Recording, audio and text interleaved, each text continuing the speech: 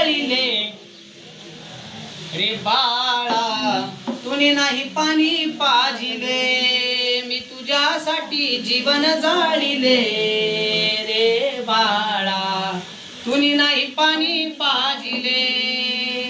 मेल्यावरती रडतो कशाला, उगीच ताण नको देऊ कशाला. मेल्यावरती रडतो कशाला, उगीच ताण नको देऊ कशाला.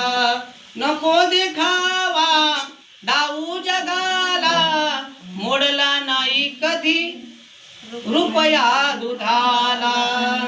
मी तुला पाहुणी प्राण रोखिले रे बाळा, तुने नाही पाणी पाजिले, मी तुझ्यासाठी जीवन जाळिले रे बाळा, तुने नाही पाणी पाजिले. पुढच्या कडव्यात ती आई काय सांगते, माझ्या कुशीतला असून तू बाळ, माझ्या जीवाचा बनला तू काळ, तुझे जीवन भर पुरविले लाड, राहुनी अर्ध पोटी सांज सकाळ. मी तुला पाहुणी डोळे लाविले रे बाळा, तुने नाही पाणी पाजिले, मी तुझ्यासाठी जीवन जाळिले रे बाळा, तुने नाही पाणी पाजले.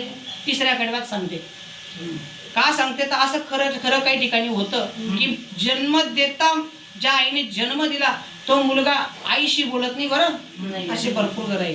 मग ते काय सांगता की जिवंतपणी कधी पुसले नाही, आता कशाला म्हणतोस आई, आणली नाही कधी खाण्या मिठाई, डॉक्टर गोळी नाही कसली दवाई, मी तुला पाहुणी प्राण सोडले रे बाळा, तुने नाही पाणी पाजले, मी तुझ्यासाठी जीवन जाळिले रे बाळा, तुने नाही पाणी पाजले.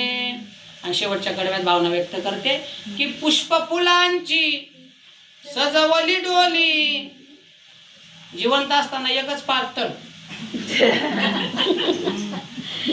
रात्री तेच सोडा ना, सकाळी धुई टाका ना, 4-5 वाजता अंग दिसेल तेच घालले.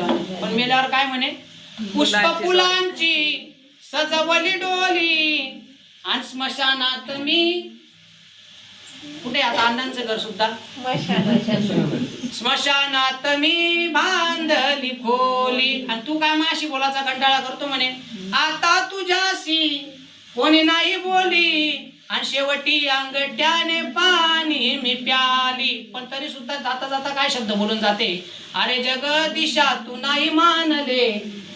तेव्हा सुद्धा जगदीश जगदीश म्हणजे चांगला, कारण की जगात 2 प्रकारचे मुलं आहे, कृतज्ञ आणि कृतज्ञ. पण तरी सुद्धा ती पदवी देऊन जाते, काय, अरे जगदीशा तू नाही मानले रे बाळा, तुने नाही पाणी पाजले, मी तुझ्यासाठी जीवन जाळिले रे बाळा, तुने नाही पाणी पाजले.